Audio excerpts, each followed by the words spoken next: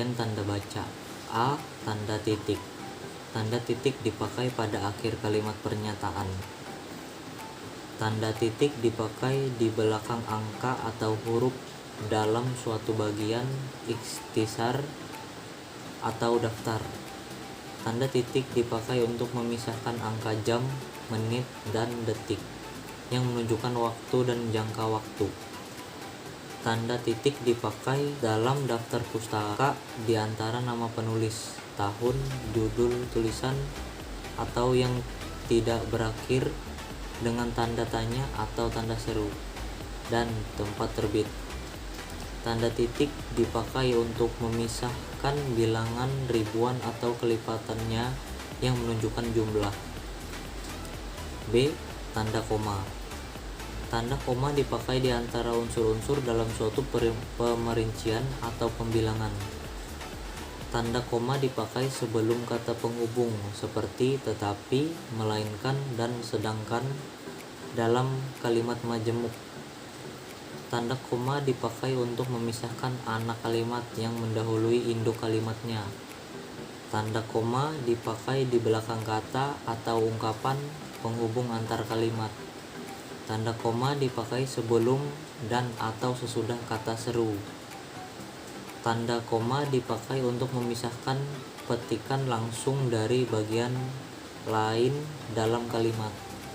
Tanda koma dipakai di antara nama, alamat, bagian alamat, tempat dan tinggal, serta nama tempat dan wilayah atau negeri yang ditulis berurutan. Tanda koma dipakai untuk memisahkan bagian nama yang dibalik susunannya dalam daftar pustaka. Tanda koma dipakai di antara bagian-bagian dalam catatan kaki atau catatan akhir. C. Tanda titik koma. Tanda titik koma dipakai sebagai pengganti kata penghubung untuk memisahkan kalimat setara yang satu dari kalimat setara yang lain di dalam kalimat majemuk. Tanda titik koma dipakai pada akhir perincian yang berupa kalusa. Tanda titik koma dipakai untuk memisahkan bagian-bagian pemerincian dalam kalimat yang sudah menggunakan tanda koma. D. Tanda titik dua. Tanda titik dua pakai pada akhir suatu pernyataan lengkap yang diikuti pemerincian atau penjelasan. Tanda titik dua dipakai sesudah kata atau ungkapan yang memerlukan pemberian. Tanda titik dua dipakai di antara jilid atau nomor, halaman, surat, dan ayat dalam kitab suci, judul dan anak judul suatu karangan, serta nama kota dan penerbit daftar pustaka. E. Tanda hubung.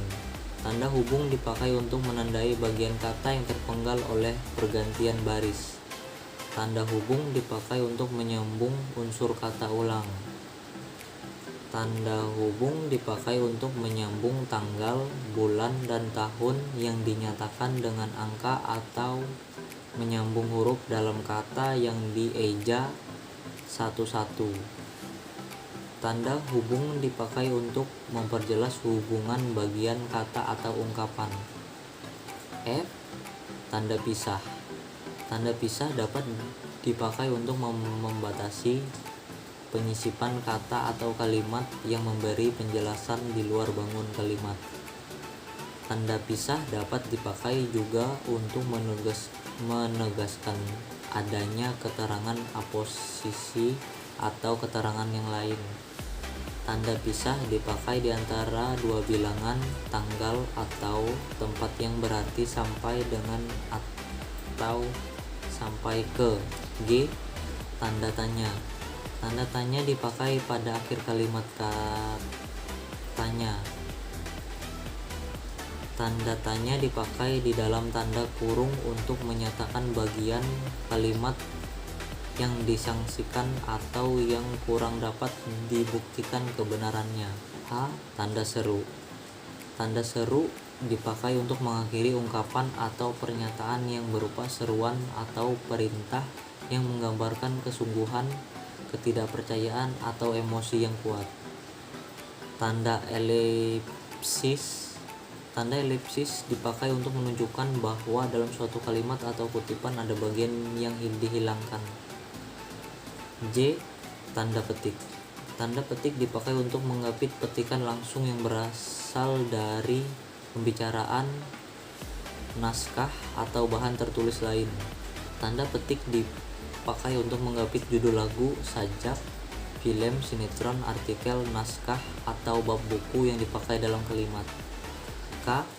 Tanda petik tunggal. Tanda petik tunggal dipakai untuk mengapit petikan yang terdapat dalam petikan lain. Tanda petik tunggal dipakai untuk mengapit makna, terjemahan, atau penjelasan kata atau ungkapan.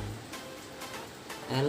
Tanda kurung. Tanda kurung dipakai untuk mengapit tambahan keterangan atau penjelasan. Tanda kurung dipakai untuk mengapit huruf atau kata yang keberadaannya di dalam teks dapat dimunculkan atau dihilangkan. M. Tanda kurung siku. Tanda kurung siku dipakai untuk mengapit huruf kata, kelompok kata sebagai koreksi atau tambahan atas kesalahan atau kekurangan di dalam naskah asli yang ditulis orang lain. N. Tanda garis miring. Tanda garis miring dipakai dalam nomor surat, nomor pada alamat, dan penandaan masa 1 tahun yang terbagi dalam 2 tahun. Tanda garis miring dipakai sebagai pengganti kata dan atau serta setiap.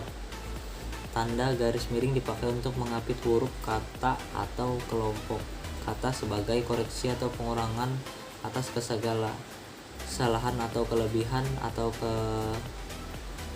di dalam naskah asli yang ditulis orang lain. O. Tanda penyingkat atau apostrof. Tanda penyingkat dipakai untuk menunjukkan penghilangan bagian kata atau bagian angka tahun dalam konteks tertentu. Yang kelima, ada pemenggalan kata. Pemenggalan kata pada kata dasar dilakukan sebagai berikut. A. Jika di tengah kata terdapat huruf vokal yang berurutan, pemenggalannya dilakukan di antara kedua huruf vokal itu.